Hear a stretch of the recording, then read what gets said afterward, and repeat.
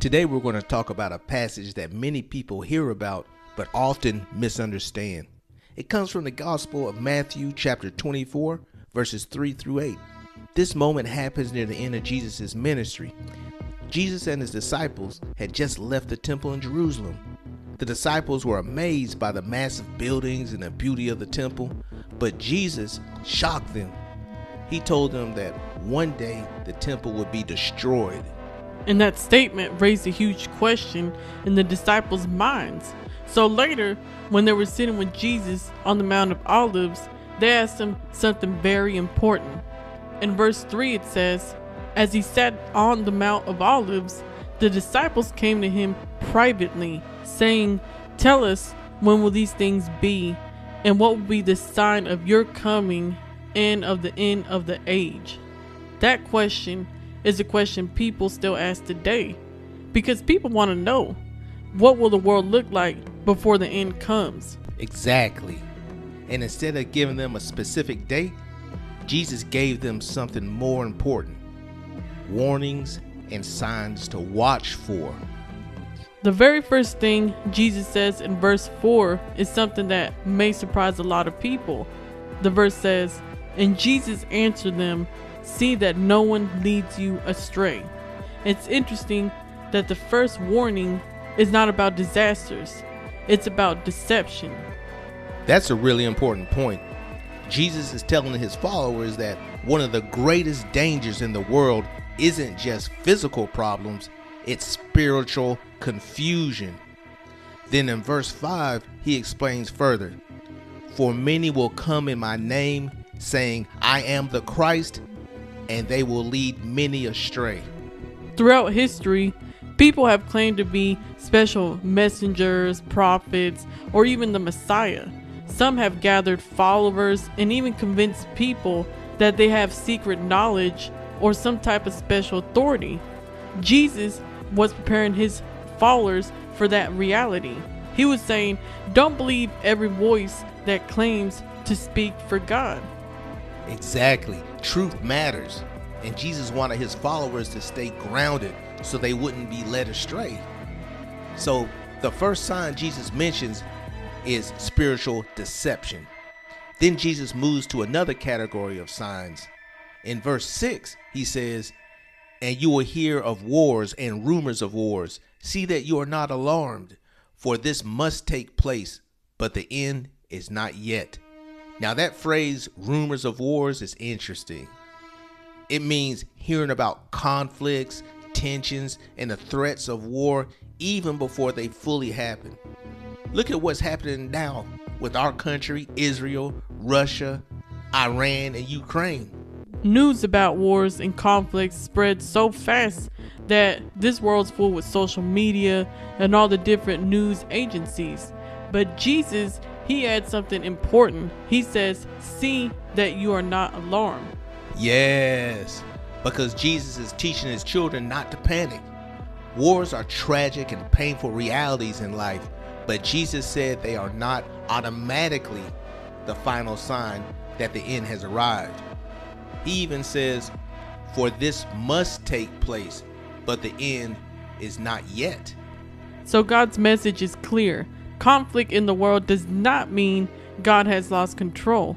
It means the world is still experiencing the brokenness caused by sin in the world and Satan behind it all.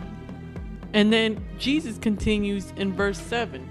"For nation will rise against nation, and kingdom against kingdom, and there will be famines and earthquakes in various places." Throughout history, we've seen this so many times. Empires fighting, nations clashing, and the political powers competing. But now, with the advanced chemical, biological, and nuclear weapons we have today, it's a different ballgame. And Jesus just doesn't stop there. He also mentions natural disasters. He says there will be famines and earthquakes in various places. Famines when food becomes so scarce that people struggle just to survive. We've seen that in various extremes throughout history, all the way up until now. Have you ever experienced an earthquake? If you have, then you know how powerful and destructive an earthquake is, and how quickly it can remind us, like real fast, how fragile human life can be. Jesus also described our world experiencing tension in multiple ways. Here they are: spiritual confusion, human conflict, natural disasters. These things show that the world is unstable and broken. But then Jesus says something that changes how we understand everything he just said. In verse 8, he says, "All these are but the beginning of the birth pains." That illustration is powerful. Birth pains happen right before a child is born. At first, the contractions may be mild and spread apart. But as the time of birth gets closer, that pain becomes stronger and more frequent. The pain is not meaningless. It's part of a process leading to something new. Jesus is using this image to explain that the events he described are not the end themselves. They are signs that history is moving towards something greater. So why did Jesus teach this? And was he trying to scare his followers? Actually, the opposite. He was preparing them. Preparation removes panic. When people understand what's happening, they don't feel the same level of fear. Jesus wanted his followers to know that when they see difficulties in the world, they shouldn't lose faith.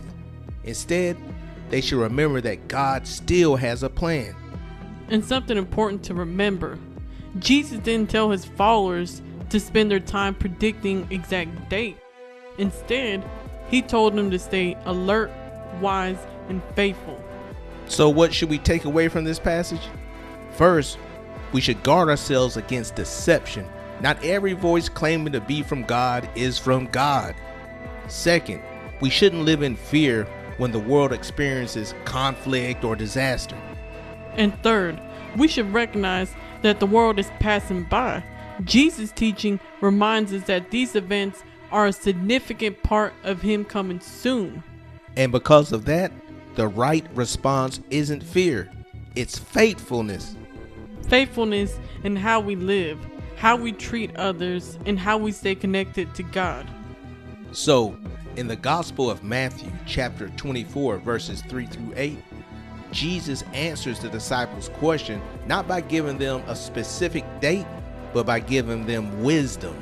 He teaches them and us to stay alert, stay grounded in truth, and to remain faithful no matter what happens in this world. Because when we understand his words, we don't face the future with fear. We face it with faith and hope.